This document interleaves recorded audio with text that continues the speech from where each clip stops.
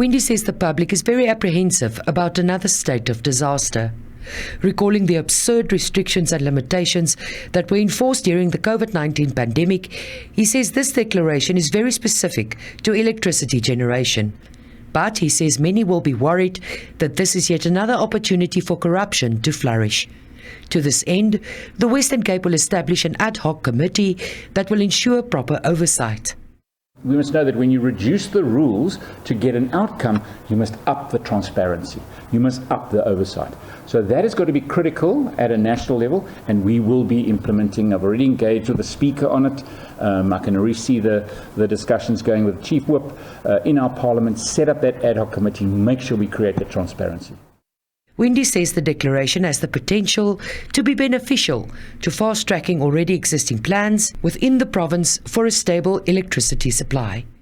The real detail comes in the regulations. So our team started this morning already looking at what kind of regulations would we need in the Western Cape for the province and for our municipalities to mitigate this risk. Are there advantages, and what are they, and how do we make sure we bring those advantages into the system as quickly as possible to make full use of a disaster? But Cape Townians are far from convinced that the state of disaster will bring any change. First, I need to understand what he meant by that. So what does he mean by that?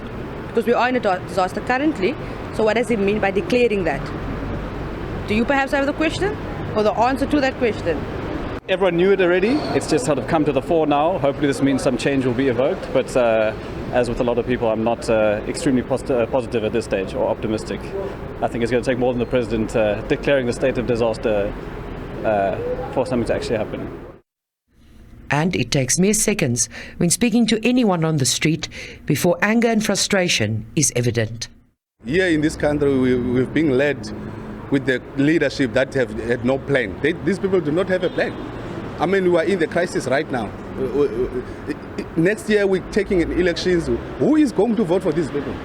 Who are we going to vote for the change now? The only thing that we're not interested in these things. In these things of their thing of shouting each other in Parliament and disrupting each other. The only thing that we need is an action. I've got my guarantees on my fridges, 10 years appliance. If it's going to break due to load shedding, is he going to pay for it? Is he going to give me new appliances? Because they are living wealthier. We are just going down in the gutter, poorer, and our tax is increasing more and more.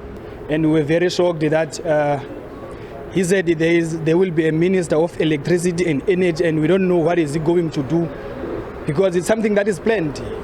He wants to sell the ESCOM to his friends.